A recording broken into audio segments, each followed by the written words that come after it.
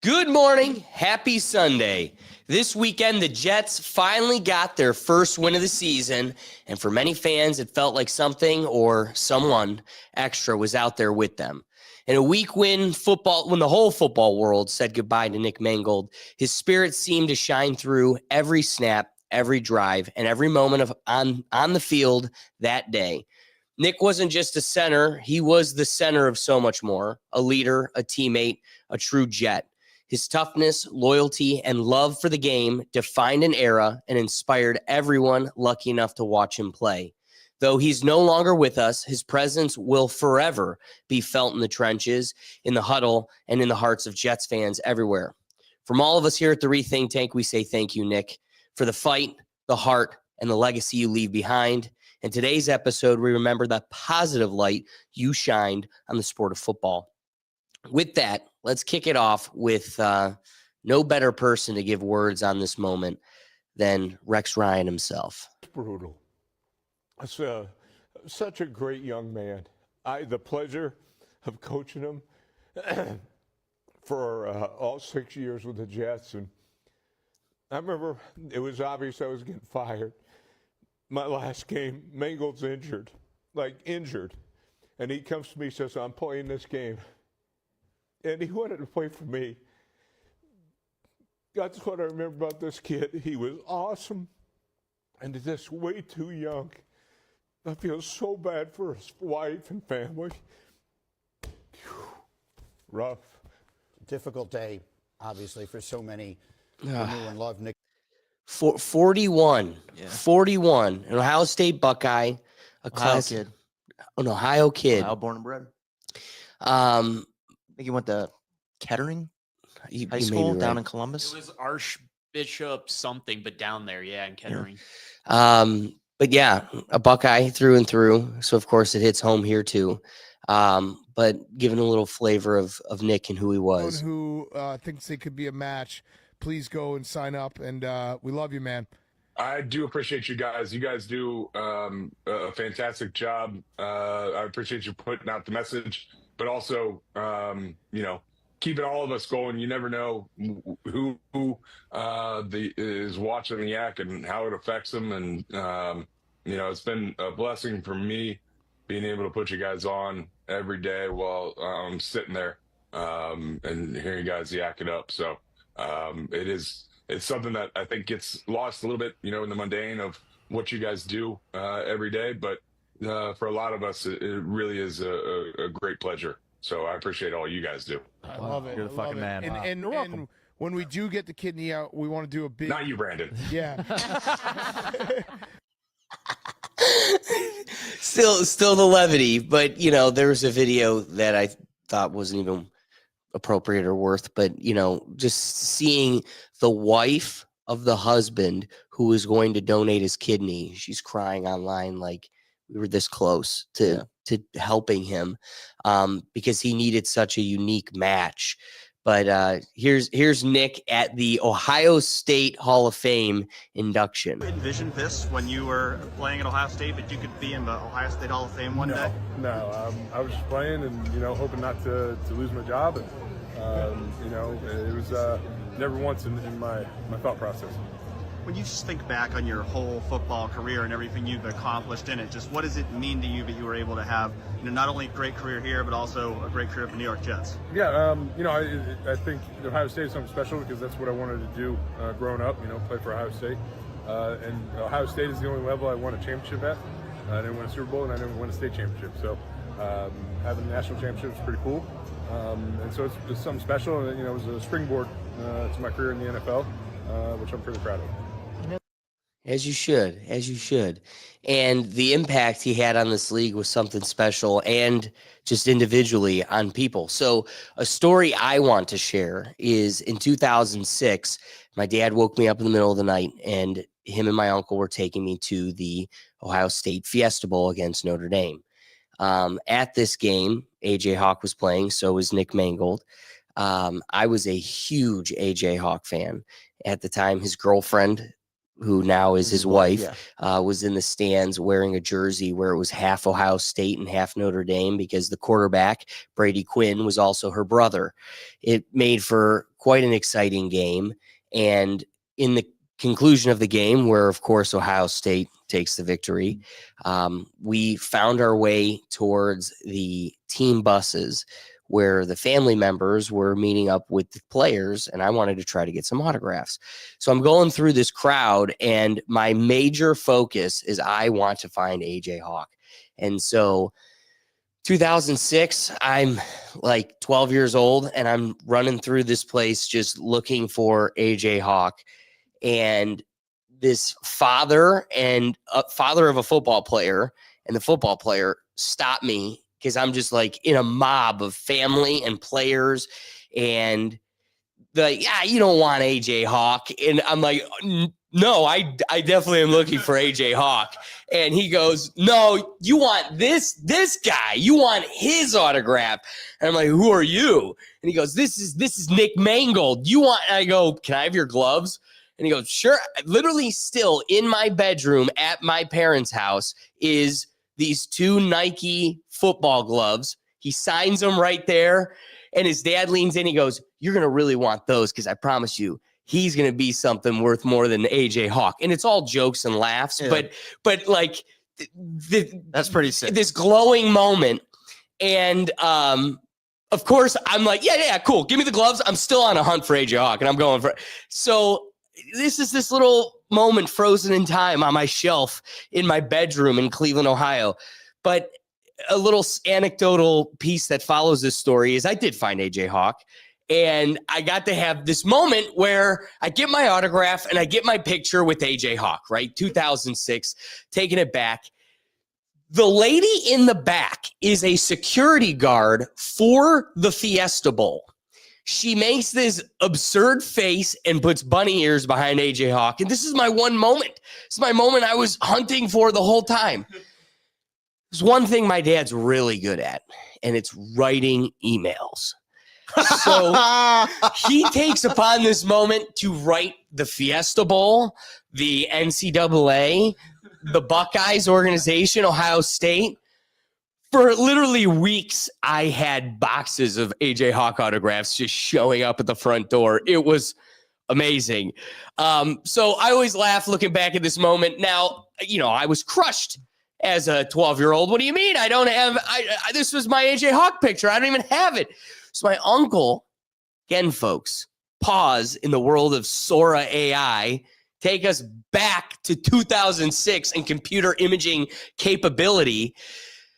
Wanted my photo with AJ Hawk. Well, my uncle goes, hey, I know somebody that can do computer imaging. They can edit, they can Photoshop, edit this photo. We'll fix it for you. So the first rendering was just getting rid of the lady. That's something. Not bad. Yeah. But then, my dad's complaint is AJ Hawk's eyes are closed. And now you got this black background. So here's the stadium, and he looks fried. Bro is baked with these little slit eyes that they put on him. This was 2006, folks. 2006 at its finest. This is a moment in time.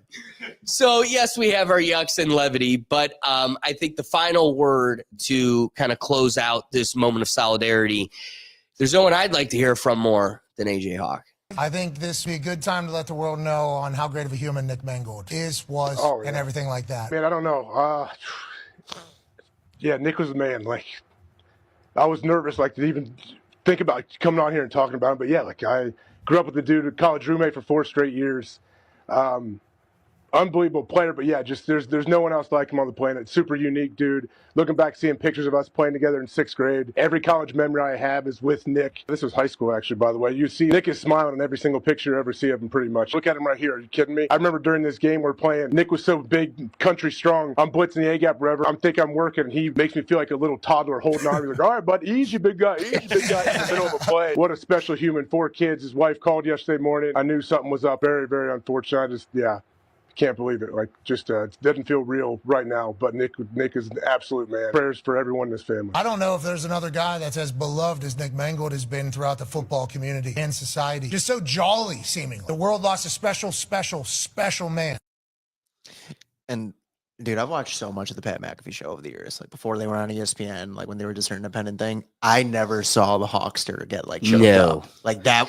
So I again, almost started breaking down. When I saw that clip, it made that moment even more special. Where it's like that's like your dad being like, no. He's knowing we're going home to the same place. Yeah. We're gonna share the same living room, share the same moments. This is like, no. You want his autograph? Mm-hmm. Just knowing like it's just giving your best friend shit. Yeah. But this is how the polarization of football works. When one destructive, terrible franchise finds a little bit of success because the spirit is in their favor that weekend, that means someone else must crumble. Here's us throwing a safety.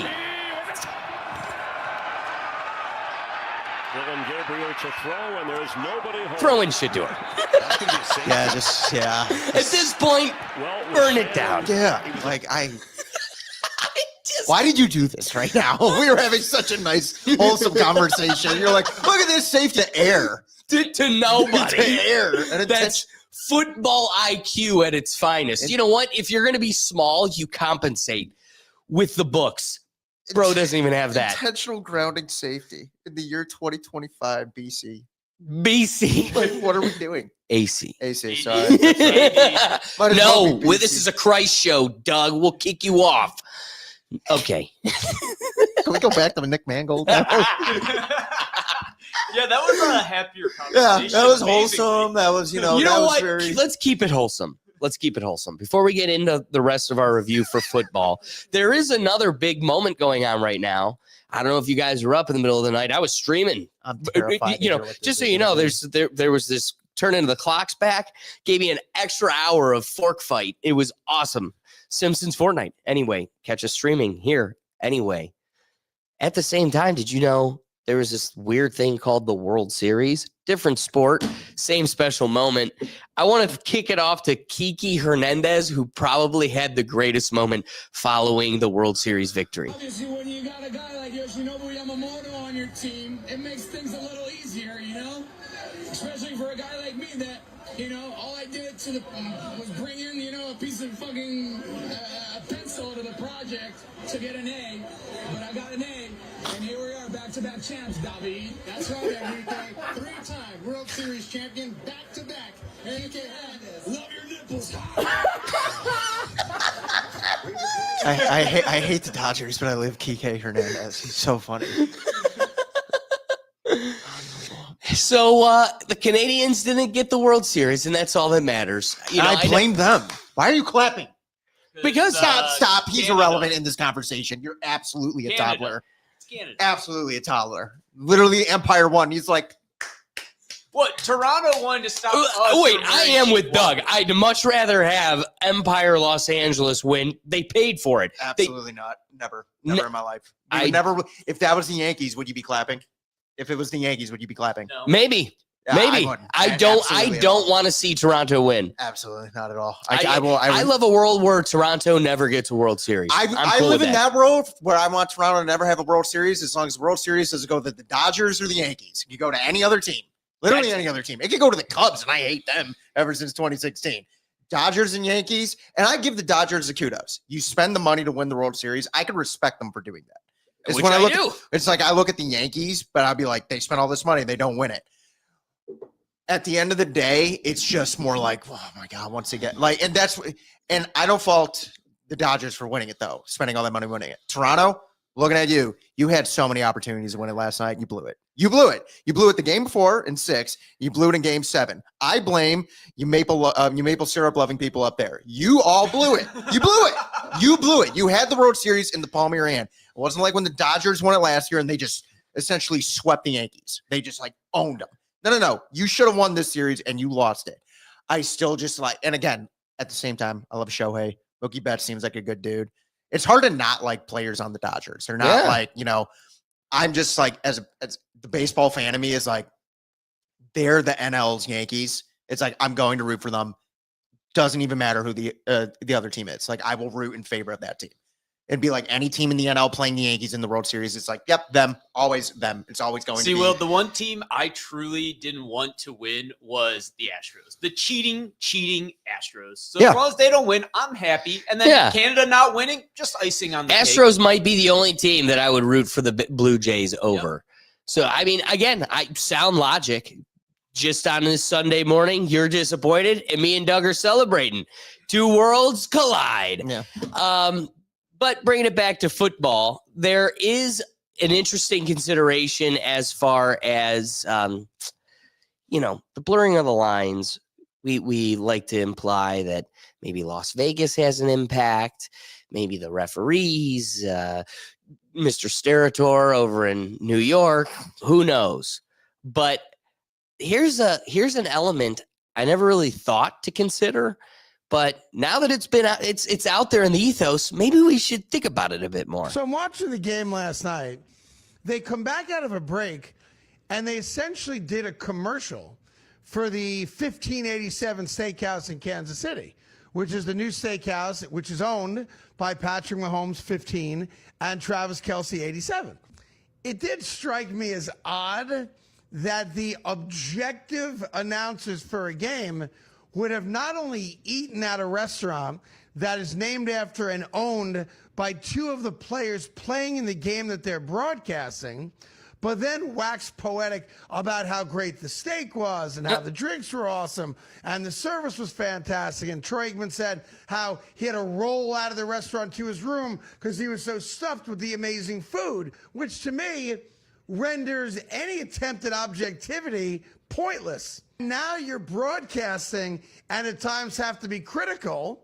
Like, for example, I don't know, when Travis Kelce has a ball go right through his hands and results in an interception for Washington, and we don't get a replay right away of it. And then when we do, we only get one. And we don't talk about how Travis Kelce is hurting the Kansas City Chiefs and has done so a couple times already this year. And then you say to yourself, that came right after a commercial for the restaurant that he owns that you ate at last night.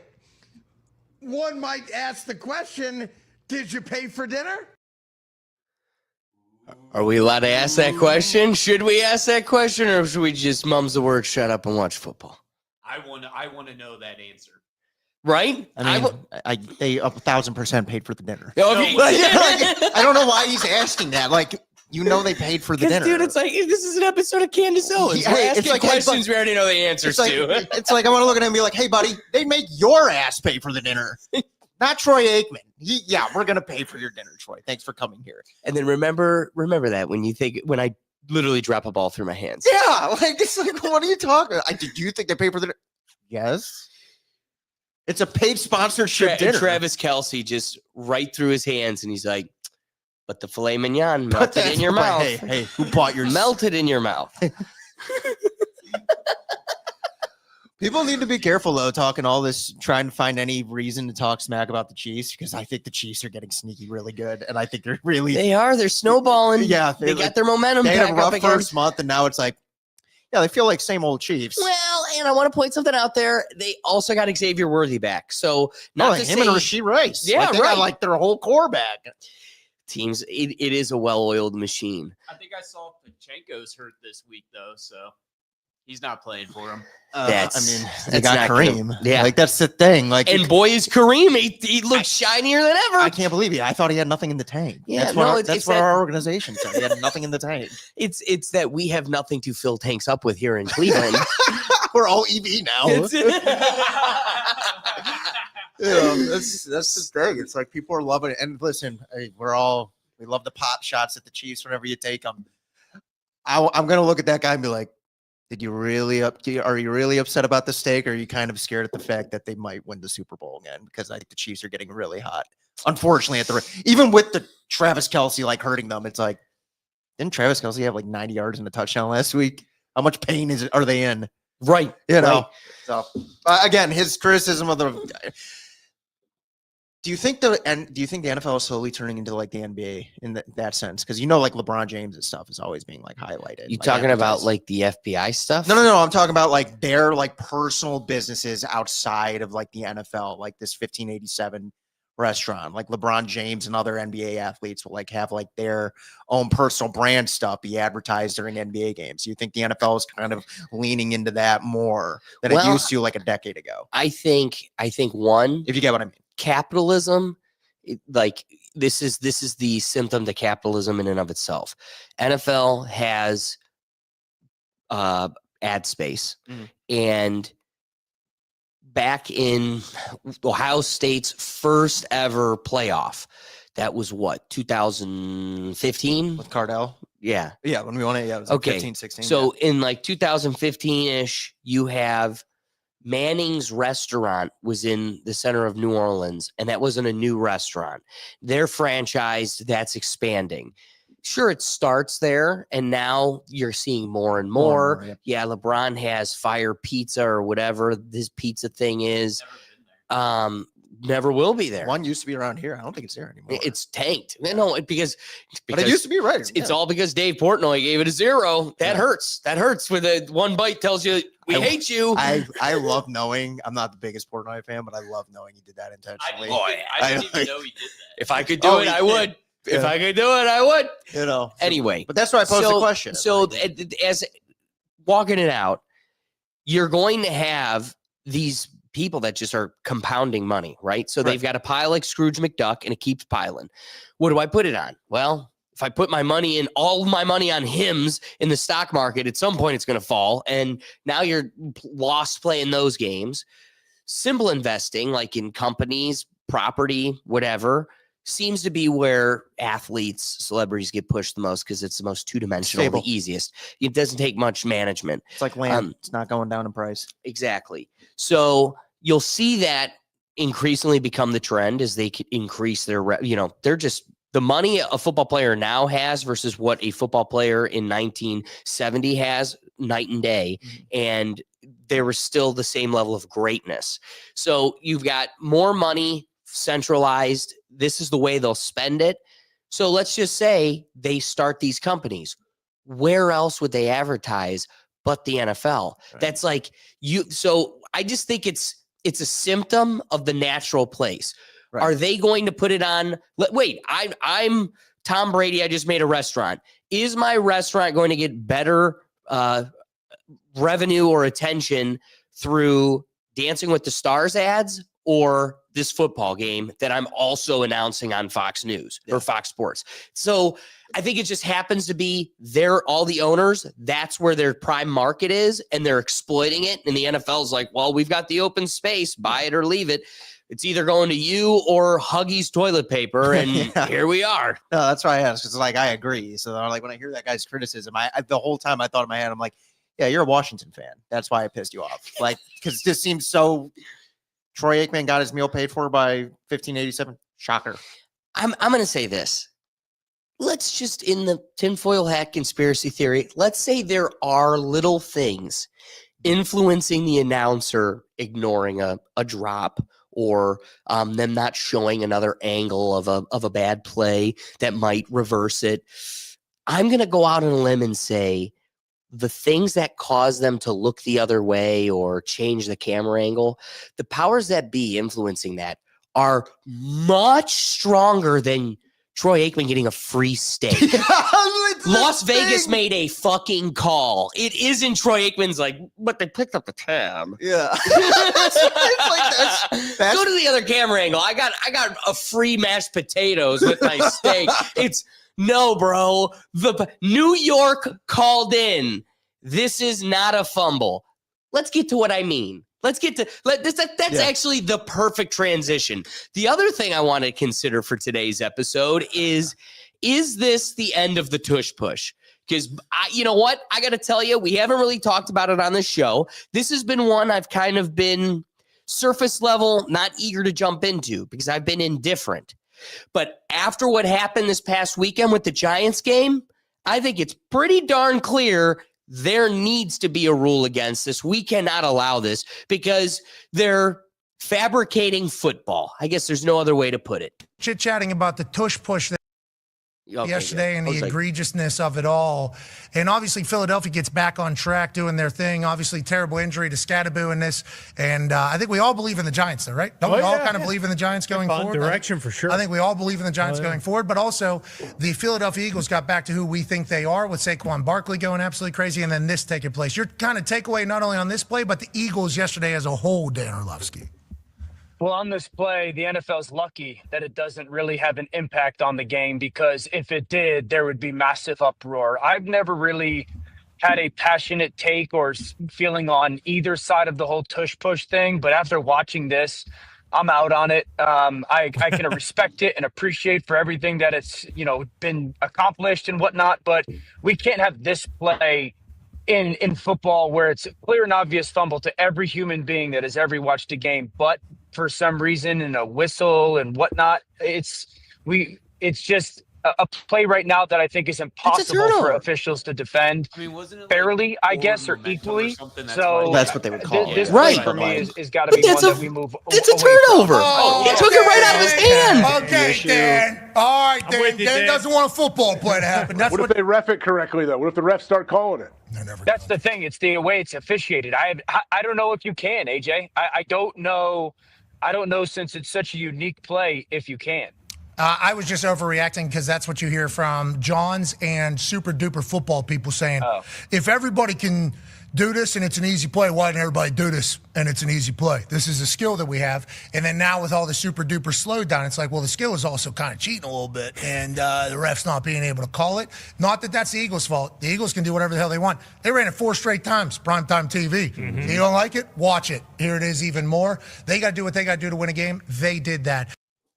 All right, what were we thinking? Well, yeah, I'm kind of with Pat at the end there. It's like it's hard to blame the Eagles. They're just running the play, but it's like the NFL hasn't come out and had and that's why I think after this year they're going to let it play out this year. They're not going to ban it. They're not going to do a mid-season rule change like that. No, but they're going to wait till after the season and do it. And the problem is like Doug brought it up. It's like, is it a fumble or is it forward momentum? And the problem is I think we all thought it was a fumble. We all thought it was a turnover. But if the ref calls it forward momentum and then it seems like it's a turnover, they're going to call that forward momentum. They're not going to absolutely reverse it like that. So that's the unfortunate thing with that play, But I'm also with Pat. It's like he does have a point.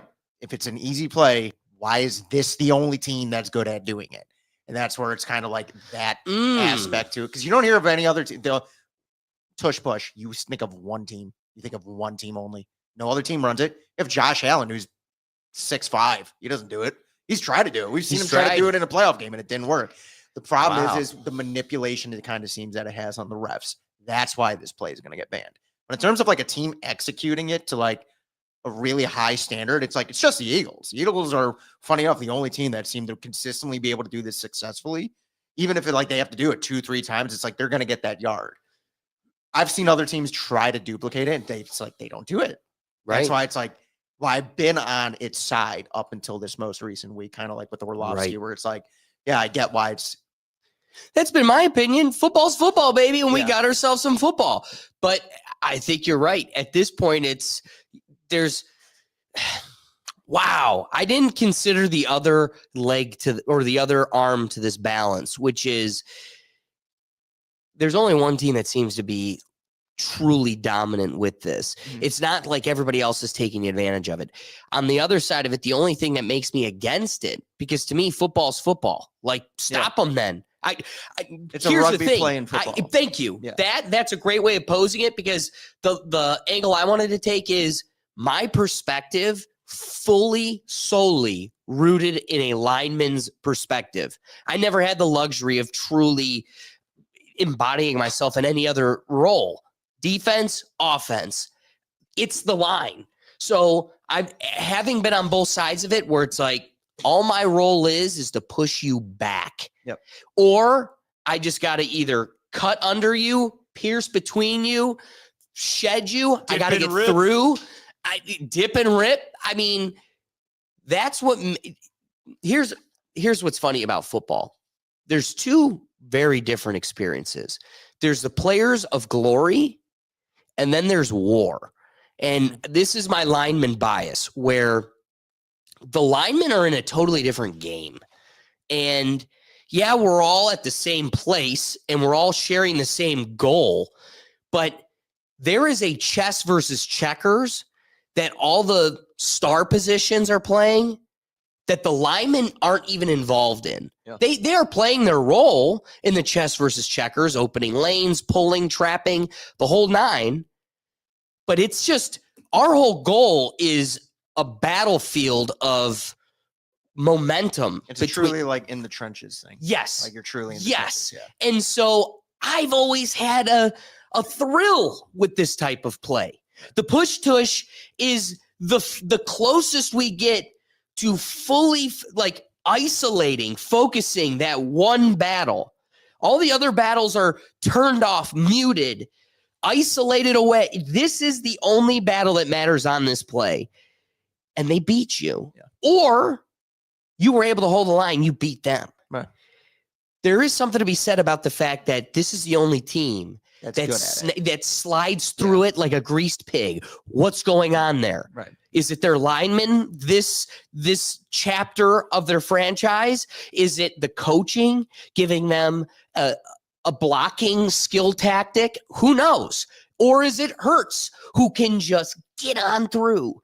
It's tough to tell, but there's something in this chemical equation that makes it more perfect than the rest. Yeah.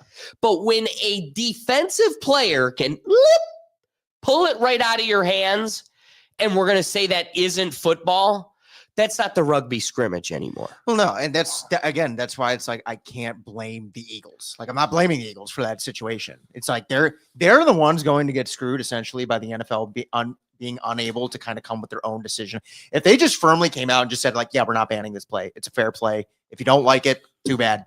Here's the deal, though. I think people would like it. The fans and the leagues would swallow that pill if you let the Giants pull that ball right out of his hands sometimes. And it's like, but that's when it comes down to the refs thing. Well, you can't control things like that too. Right. Like the ref on the field, like the play is not at fault. The play has worked without controversy for years now since they used it for their Super Bowl run. You know, like they were always doing the tush push for years now. Never caused any issues until this one. Well, this one can be traced back to the refs not exactly knowing what to do. So maybe they just need to kind of come up with tush. And also, like, that was a weird play because remember all the calls throughout the years where it's like you catch the ball, but if you haven't touched the ground, you can still get up and run. You know what I mean? Right. Like you haven't been touched by them or you're not technically down. He was never down. Yeah, his momentum stopped, but he was still like pretty much on top of people, never touched the ground. So that play alone just brought in so many different variables. Like, I think it's really just they need to come up with a rule. If this happens, that's what it is. I don't think the play should be banned. That was just a combination of factors. But I also think the play is going to be banned because it's not flashy. I think it's going to be banned because it's not flashy. I agree. It makes like that one tiny play to get 1 yard can change an entire game's momentum. Yeah, but like Doug, you could also say a quarterback sneak could do the same thing. But it's essentially the same thing. But this one is called something different. But this one's not viewed as flashy, but a quarterback sneak is. Or like more tolerated. That's why it's like I don't think this play should be banned. Like I'm fully Wait, hold on. Can we agree? I agree with that. First half totally should not be banned. Can we also agree you cannot isolate or bar the turnover by saying for momentum? That ball can be stripped. That ball should be allowed to be taken. If you're going to put that ball out there in front of a Myles Garrett who can lift a semi-truck, you better hold on tight, baby. I agree, but if they call the play dead and then the ball gets grabbed out and they return it, it's like they called it dead. That's the ref's fault. Like, that's not the player's fault. The players are playing out the play. You're right. That's the unfortunate thing. We saw it a few years ago. Remember when Lamar went to jump over at the goal line? The ball clearly got slapped out, and they blew the play dead immediately. Like, they blew it. I think it was Denzel Ward grabbed the funnel and started taking it back all the way. They blew the play dead, and it was clearly a fumble. You're right. So that this specific instance is a ref problem. This is a ref issue more than the play. The play, I'd look at any other team and be like, why don't you do it? Why don't you do it, Josh Allen? You're bigger than Jalen Hurts. You're telling me your linemen are significantly smaller than the Eagles linemen? No. Want to know why it works for the Eagles? They practice this. They're in practice, practicing this play multiple times of practice to get 1 yard. Yeah. Just get 1 yard. That's all they practice multiple times. Because they're like- better at it than you. They're better at it. The problem is the refs. So when Jalen Hurts kind of goes off to the side, they say, oh, it's forward progress, but he's still up. And they take the ball. No, this is a refs issue. This is the NFL unable to essentially look at the people and be like, listen, we get it. It's not flashy. It's a legal play. They haven't done that. And sometimes you've all seen the refs make bad calls. That's what this is. I do still think that they will ban the play because there is so much conversation for years now around this. Yeah. Like, this isn't like this just happened. It's like, I don't know. They almost won a Super Bowl because of this play. Then they won a Super Bowl because of this play. Now they're still doing this play. For some reason, they're the only ones who could do it really well. And for them, I just look at the rest of the NFL and be like, that's a you thing. Like, that's a your team thing. Now the refs screwing up calls, it's like, yeah, pick any given Sunday. I could probably give you 5 or 6 other calls throughout the game where it's like, that was a bad call. And you know what's funny? It's not like people are using it on the Eagles too. And No. just like your point, I'm laughing at myself because I'm thinking, Will nailed it. You know they're doing this at least 4 or 5 reps a practice. And that also means their defense is getting like 4 or 5 reps. Right. So even when the Buccaneers go, fuck it, let's try it this time. They're like, we've been practicing all season against the best offense who does it. That's the thing. And it's one of those things where it's like, when people say like, oh, it's a legal play, it's like, no, it's a completely legal play. Your team's bad at it. Yeah. Like, that's all this is. It's simple. Hey, this is speaking from a Browns fan. Our team's bad at all plays. Your good team, Josh Allen, Bills, and I'm looking at them because I know they complain. They tried to do it last year, I remember, in his playoff game. And Josh Allen did a similar thing like what happened in that play. But instead of hugging in the line, he tried to go around, jumped up, lifted the ball over, and they went and slapped it out of his hands. But they didn't call for momentum. They didn't call the play down early. They let him continue out the play. And that's why, like, Jalen Hurts knows I have to stay as close to this as possible. Right up the So center. I'll be saved by the bell. Literally being saved by the bell. Josh Allen tried to play Superman, bit you in the ass. Seen it probably 5 years in a row now. Like, that's the thing. So I just feel like the NFL after the season will ban the play because it's not flashy. It pisses people off. People get rationally mad when they do this. Which is crazy. They get rationally because it is mad. funny you drawing on the quarterback sneak because they're It's the so same good. thing. Yeah, that's what I'm saying. It's like, stop pretending some new thing's been invented. No. It's essentially a play we've been seeing for 50 years. They've just done it in a way that you can't beat. So now you're mad. Instead of the quarterback sneak being the lineman just goes straight, that's it. They were doing it at the Battle of Hannibal. Like, they shield stand, push forward. Like, that's what we're doing here. Not a crazy concept. They just do it better than everybody else. Literally, no one else could do it well. That sounds like all of your problems. Literally. So I would like look at people and be like, all right, so they won a Super Bowl in aid of the tush push. Is that like what, an illegal Super Bowl now? Like, are we not going to count that? Or because this isn't like a cheating play. This is a legal play. That's like, at the end of the day, if I saw an Eagles fan and they were upset about it, I'd be like, I completely get why you're upset about it. I would be pissed if they banned this play. I'd be like, we're better at this than the Chiefs. They get nothing banned.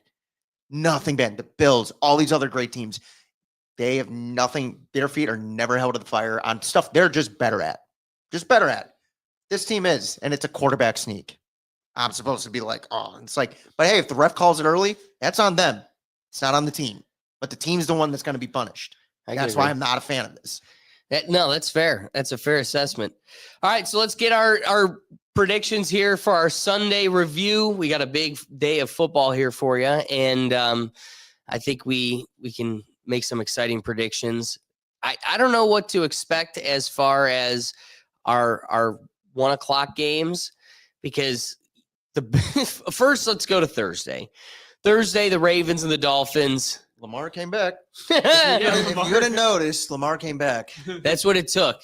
Tua. It took a Tua to bring him back. All right. Now, what I really want to get to. That coach is still hired. You would Still have has thought. a job. Yeah, Alex, I'm worried about this Bears game purely because they don't have DeAndre Swift. He's out this week. Well, And that hurts my fantasy too, so I'm very sad. Is Flacco playing? I thought I heard something. He was on the injury report. Really? Yeah. I something did with the hear shoulder. that. Oh no. Something with the shoulder. So does that mean if he doesn't play Bowers or what? Who is it? Say. Um, Flacco injury status. No one knows. No one knows. No one knows. No, if you go to ESPN, they've probably updated the stats by now because we're 20 minutes from game. So what's it saying, Doug? I'm pulling it up. Give me a second. I don't have him, so it takes longer. Joe Flacco set the start for Bengals. All right, there we go. Flacco's back, but even then, the Bengals lost to the Jets. And here's what I'll say about the Jets game. Yes, the Nick Mangold spirit is what definitely carried them to the finish line. That's going to be the theory I roll with. However, something that I've been saying this whole season, it is such a shame for their fans and their franchise that they're going into last week completely winless, because they had some damn good fights this season. Yeah. And last week was a perfect sentiment to that. The Bengals, the better team, they should have. And again, Jamar Chase, we're going to get to our parlay picks of the week. He went off. Still lost. Yeah. He scored 38 points.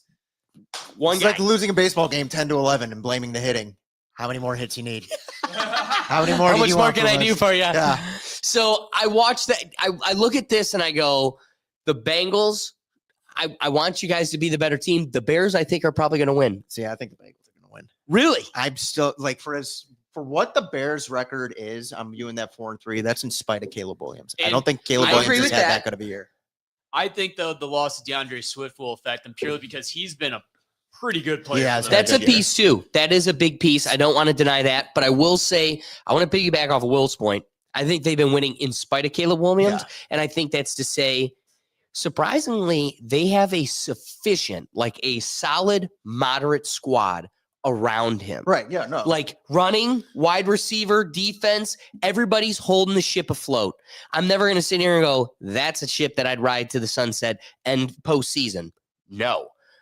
But they are a team where, you know what, they're going to hold it up this weekend. And the Bengals are a team where you guys should be darn good. And for some reason, you just keep crapping the bed. They're offensively, since Cincinnati, since Joe's taken over, has done well. It's just their defense. True. Caleb Williams' completion percentage, I think, is just barely under 60%. And I'm like, I have no faith in him. And I think their coach, again, this is something maybe we do later in the season if it gets bad. If it gets bad only. I mean, if they start doing well, we won't do it. But if it gets bad, we're going to need to make a compilation of like their coach. He's over him. Like he is over Caleb Williams. Oh, and yeah. He just got there. he's over him in the sense of like, everything else is great except that. Like it is so funny. Like it's really funny. It's really entertaining to see. So you'll see with our parlay picks when we get to them, but this is a game that Doug and Will are expecting to be pretty exciting for us. Vikings and the Lions. I think the Lions are definitely winning. The Lions are going to put BTA to the Vikings. I agree. I really think so. I think JJ McCarthy is so butt cheeks. Yeah, I really do. I think the wheels are falling off the cart for Minnesota. Bigly. Huge. Panthers, Packers. Goodbye, Panthers are going to get packed by the Packers, man. Oh, It's going to be a full fudger. Hey, but I'm seeing one loss over there. What is that? Oh, man. Oh, yeah. It is. That is ironic, isn't it? It really is. It's just one. All right. Broncos, Texans. Ooh, this is going to be a good fight. I'm going with the Broncos, but the Texans are really going to make it tough for them, I think. Me too. I'm going with Broncos. All right. Looking at the Falcons, Patriots. Pats. I don't know. Pats. After what we saw this past weekend, you know, Patriots are going to keep the Falcons in it, but I'm going with the Pats. Based on what we talked about last week, league leaders looking at this record, I don't think the Pats belong in the dialogue that they're a part of based on that record. But I think they're a very steady team. That's I think it. They're a very sturdy team. I don't think they're anything overly impressive. I do like Drake May. I think Drake May was a good draft pick by them. Yes. Like, I think he's going to be pretty solid there. 49ers, Giants. I'm going with the Niners, but I think Jackson Dart's going to have a little bit of fun today. I think so, too. I like Jackson. They're going to be running around. And you know what? The 49ers do a good job of keeping teams like this in the fight. They'll come out ahead, but it'll be especially mark it. I bet you the Giants take a quick lead, and then the Yeah. 49ers got to come back and then they'll bury him. But, we'll see. Real quick, hang on. For the Niners, I feel like Brock Purdy's been out for almost forever now. Oh, yeah, and he's they're been out for a still 5-3. Oh, what we because call it's good their whole coaching. team's solid and it's Yeah. coaching. That's what we call good coaching. Kyle Shanahan. I mean, he's had quite the illustrious career. I wonder what other teams he's been a part of. I mean, what? Why would you let him go? I mean, couldn't have been us. Couldn't have been us. Remember, the Browns had Bill Belichick, and he turned out to be one of the best coaches in the NFL for a while. It's the Browns. What Just are for you a gonna while. Just for a Most while. greats just kind of stop on by on their way to. Most greats stop on by and go, ugh, and just walk out the door. I literally stopped here just to get a view of what Canton looks like, and then I'm on my way the fuck out. Yeah. We're saying the Patriots are sturdy, and we have Mike Vrabel literally in our Berea last year. Well, we have the two-time coach of the year. He's won it twice. Give him more. How many times has your coach won coach of the year? Ours has done it Ours twice. won Super Bowls. Oh, well, ours got Coach of the Year. Ours got coach of the year because he somehow had a good year. All right, Colts Steelers. I think the Colts are going to win this one. Indiana Jones is going to be Danny Diamond on him. Yeah, baby. Yeah, Aaron Rodgers needs to. It's not even that. Rodgers slow had a that good year. momentum. I think the He Steelers is. defense is dog poo. Like somehow we have the mid 2000s, early 2010 Steeler defense with just an absolute poop quarterback. But somehow they have like the great quarterback at like 41 in ayahuasca, man. And they're just losing these high scoring games. Like Which I don't is get it. funny because if you would have rewound the clock back to March and they'd been like, hey, they're looking at Aaron, we'd be like, no. Oh Bad. yeah. Bad. Every Pittsburgh fan is just sitting back going like, we have no idea how to evaluate a quarterback. We got so lucky with that kid from Miami, Ohio. Like that's all it is. Like that's all it really has been for them. It's like they're so thankful he showed up. Hey, somehow. Will. Love and honor, baby. Yeah, love and honor. The coach of honor. Doug's the a ring big of coaches. Ben Yes, Roethlisberger fan over there. Big Ben. I'm a big Miami fan, and how many things have come out of Miami that wasn't a coach? I mean, we got the cradle coaches, but Chargers Titans. All right. I think the Chargers are going to crush them. Titans just struggling. This is another Jet squad. The funny thing is their record more appropriate and accurate than the Jets'. Yeah, like, dude, when we looked at our picks, we might have one from the Chargers Titans game, but it was like the passing touchdowns. Cam Ward's his like start is just 0.5 just to throw a touchdown. They're like, maybe. Vegas is like, you wanna take a chance? Yeah. Put your money on the Chargers. Getting into our evening games now, the 4:00 games. Saints, Rams. Rams are going to be cooking them. Yep, Rams Safe to say. BTA the Saints. Jags, Raiders. I think we're going with the Jags. I'm going Big with the league. Raiders. I need the Really? Raiders. Yeah, I want the Raiders to win so bad. Screw Well, the of Jags. course we want the Raiders to win. I think the Jags should win. Trevor Lawrence, established collegiate career. I understand we use him as a bit on the show. I'm still not sold on him as an NFL quarterback, though. Like he like looks like a train wreck somehow. He's doing pretty holding the tent up. Yeah, he's the holding circus tent He's is up. holding the tent up while the wind's like, like he's just kind of all, but it's still planted in the ground. That's it. Tent's It still makes no sense to me. He literally tripped on a play this year and still scored the touchdown. Yeah. And people are like, "What an athlete!" I'm like, "What an idiot! How did he trip? Like no one touched him, Yeah. but he still scored." got Like it still makes no sense to me. But like, That's why I'm going with the Jags. and at the same time, it's like probably one of the best collegiate careers of all time. Like really. Seriously. And then I'm looking at him in the NFL. I'm like, wait, what's happening? What is happening? So I'm sure. Why not? Chiefs, Bills. This is going to be an awesome 4:00 game. wait. I need the Bills to win, so they'll just shut up about the Chiefs. I want them to win so bad. I'm going with the Bills, but I truly fear Will's early evaluation of where the Chiefs are at right now is accurate. If the which Chiefs is do they win are- this game, I will look at everybody in the NFL and be like, every NFL It's fan will over. be like, yeah, it's They're back again. They never left. They never They left. They established home. Yeah. Literally, because it's like, it's back to our conversation last week. I'm loving Indiana Jones. Danny Dimes is throwing all over these people. I don't know how confident I'm going to feel about him going up against the Chiefs in like the AFC Championship game. You know what I mean? Like at that point, it's like, fingers crossed. I have more faith in you than Josh. I've seen Josh falter for a career. So I think the whole studio here, we're in agreement. We're rooting for the Bills, but I do think this might be the Chiefs game. And it does seem that the Chiefs have the Bills number. So who knows? This is in Buffalo. It's in Buffalo. It's a bit chilly. It's a bit chilly. It's a bit nipply. But before we go to the late games, let me just throw a scenario. So, you know how they have their 12th man, the Chiefs do. What if they have the 12th man somehow in Buffalo today?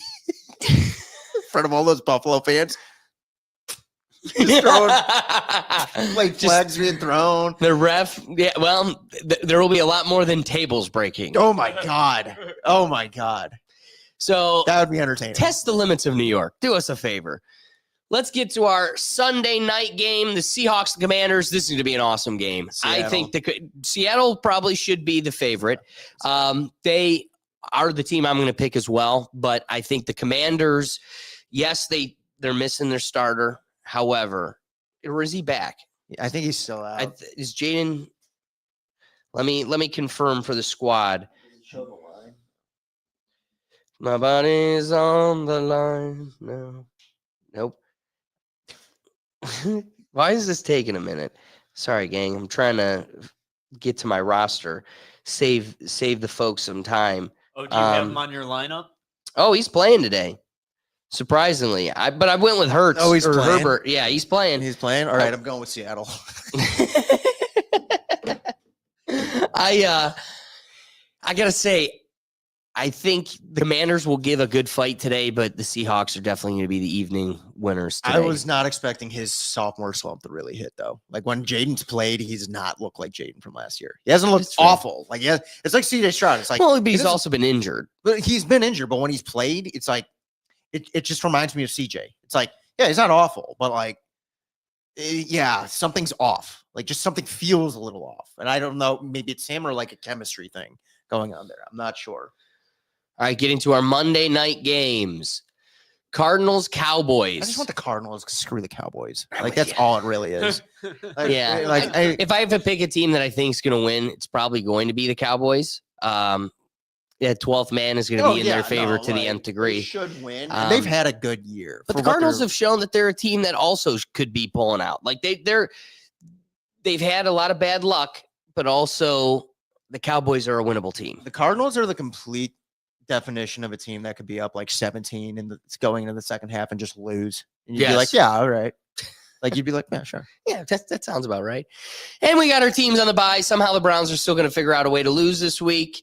Browns still down bad. Down bad always. All right, let's get to our parlay picks. It's so great having a Sunday morning where I don't have to chug an ice. Because, the whole purpose of our ice chugging is we want to make you money. And this past week we did. Here was our parlay picks where the boys brought home a W. For our way to deter us bringing you home a loser, the loser has to chug an ice. And that's why I'm just thrilled that none of us have to chug an ice this week. I shouldn't admit it out loud, but I do just for the sake of your consideration of odds. This is the first one we've all been able to sit here in success. We've been doing so well this year of just having one person lose. And we had like a string every last week. year of like we had like a month we kept straight. winning. We had like a month straight. So I'm hoping we're back on the momentum. We're here to make you money. So here's our parlay pick this week. Starting off, I went with Justin Herbert, 220 plus passing yards. And again, that's against the Titans. I think that's an easy picker. And then David Montgomery rushing and receiving. That would have been cool. Passing, give him the ball. 50 plus. That's Doug's pick. And Jared Goff, 2+ passing touchdowns. That's Will's pick. So David Montgomery rushes for 57 yards and has a -10 pass. Well, no, remember a couple times this year he's thrown a touchdown pass. So that is true. Hey, see, I'm not too far off. That would be hysterical. So getting on the parlay picks so we can make you money. But guys, we appreciate you joining us. If we made you laugh, we made you think, the best you could do is hit that like button, subscribe, and hit the notification bell so you can catch us because we're here every Sunday. We'll be here each week. And if you're looking for one central place where you can find all of our content, we do a Tuesday live show. We have the podcast, all of these different programs in one central place, and that's at our website at www.rethinktankpodcast.com. So we appreciate you joining us, and we'll catch you next week. Peace.